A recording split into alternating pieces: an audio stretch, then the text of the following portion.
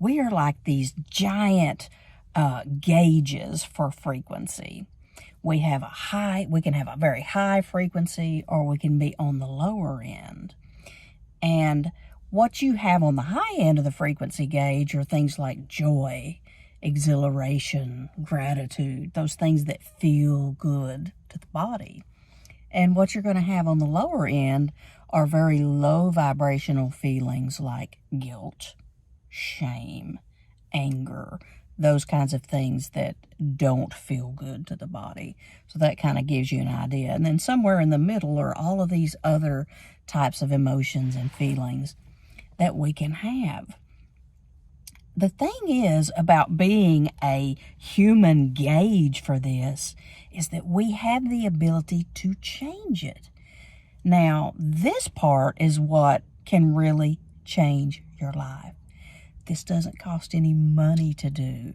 This is going to cost some time, a little bit of time, maybe a little bit of study, but just some consistency with a few practices.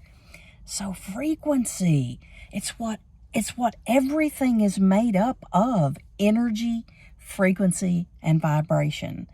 And Nikola Tesla, he's our big frequency guy that knew so much beyond his years about frequency. So, not that many people talk about frequency. Not that many people just talk about it because it almost sounds too good to be true, that you can change your frequency in such a way that you draw into your life what you really want. Okay? You get what you are. You get back the frequencies that you emit. So if we can be conscious enough to realize what we're thinking about and where we're falling on that gauge that I'm talking about, we can change that and then be more consistent with how we're feeling. Because that feeling, how we feel, is the magnetic part of what pulls things in to our lives. And this is just true story stuff. And it's like, when I finally really realized these things, I was able to begin to apply some of these things daily and truly change my life. So, thoughts do become things. You've heard of the law of attraction. You've heard of you get what you are. What you send out comes back to you. This is very, very true. So wouldn't it make sense that we need to pay attention to how we're feeling and how we're thinking? We really do need to pay attention to that. So before I learned how to do these things, and I'm going to go into some of those details in just a minute, before I learned how to think in terms of higher vibrations and higher frequencies, I had a lot more depression in my life. I had a lot more anxiety in my life, a lot more unhappiness, a lot more just not feeling balanced, those kinds of things. And I had more drama in my life. It's like I was attracting more of what I did not want.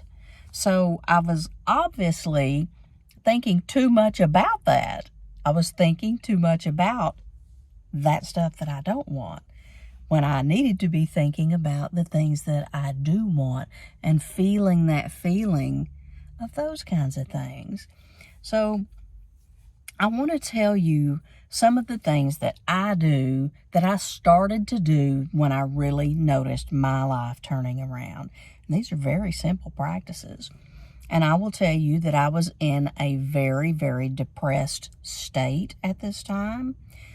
This is when my spiritual awakening first began, and I was first really opening up to new ideas and new things to do and try.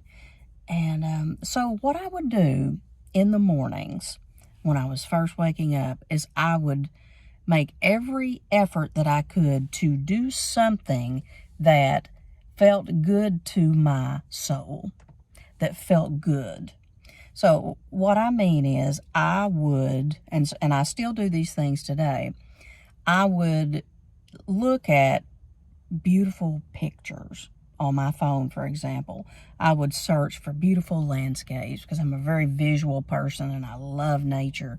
So I would just take in this all of these beautiful trees and flowers and rivers and mountains, and I would just fall into those pictures, you know, looking at those and feeling that vibration of those things. So I started doing that to feed my mind with some positivity. Started doing that. The other thing I started doing with that is I would often play some music, some very healing music that felt really good to my body. You know, most of us have a few songs, or you may have a whole bunch of songs on a playlist that make you feel this way. So I would listen to some of this music earlier in the day, you know, before my brain would go off on a tangent that is just a habit.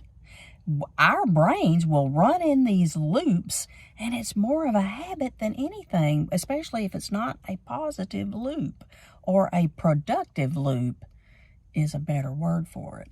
So I would use this music that feels good. I would use these visuals, and I would write down, and still do, I would write down things that feel good and that I'm proud of, and that make me feel accomplished.